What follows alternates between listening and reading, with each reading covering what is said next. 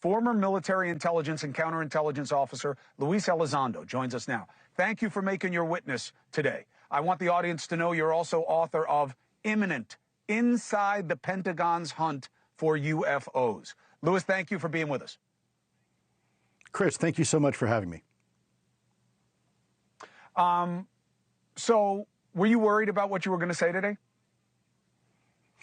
Yeah, absolutely. But I got to say, Chris, I think this was really a historic day for both Congress and for the American people. I think it was a win-win. This is now the second hearing on this topic that's been open to the public.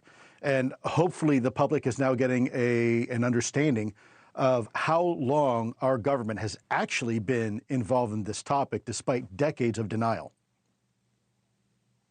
So, look, the pushback is they're no little green men. They don't have a spaceship from outside our solar system. All of these types of videos that I'm showing right now can be explained. Well, then what are they finding? This is what you did, and you're risking your reputation to come forward and speak what you say is the truth. So what do they know? Well, Chris, first of all, I'm risking more than my reputation. I'm risking my security clearance and my ability to even earn a living. So I think it's important to know that we have absolutely been able to confirm the existence of some sort of technology that has the ability to operate with anonymity within our controlled U.S. airspace, operate over our sensitive military installations, and possibly interfere with our nuclear equities. Now, if that's not a national security concern, I don't know what is. Now, that's why they say, so, okay, yeah, it's some other country or it's some other concern or corporate concern on Earth, and that's why they don't tell us, because it's too dangerous. What do you say to that?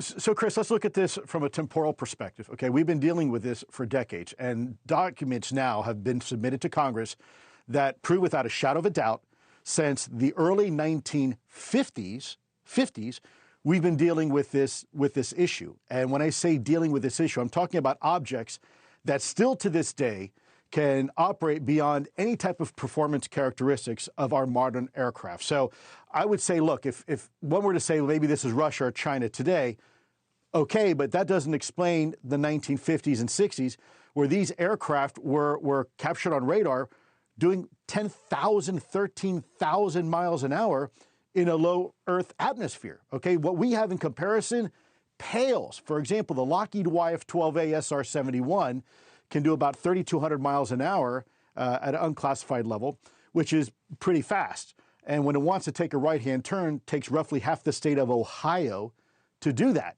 And what we are seeing are objects that are doing 10,000, 13,000 miles an hour and are able to execute an immediate right-angle turn, do 180 degrees, pop in and out of our atmosphere, and even underwater. So where were we in the 1950s? Well, we had barely broken the sound barrier and hadn't even made it into space.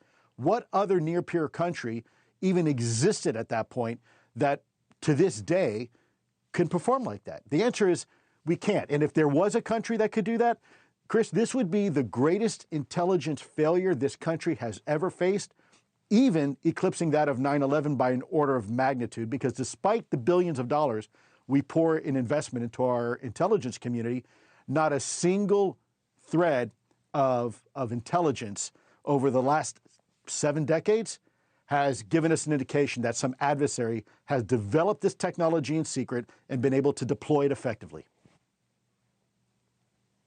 And if they had it 7 decades ago, what would they be doing with it today? And nobody is, and that raises questions also. Mr. Elizondo, anytime you want to talk, anytime there are developments, or there should be and there have not been, you have an open invitation. Thank you, Chris. My honor and privilege. Thank you very much. Hey, thanks for watching. Go to joinnn.com to find NewsNation on your screen. And don't forget, click the red subscribe button below to get more of NewsNation's fact-driven, unbiased coverage.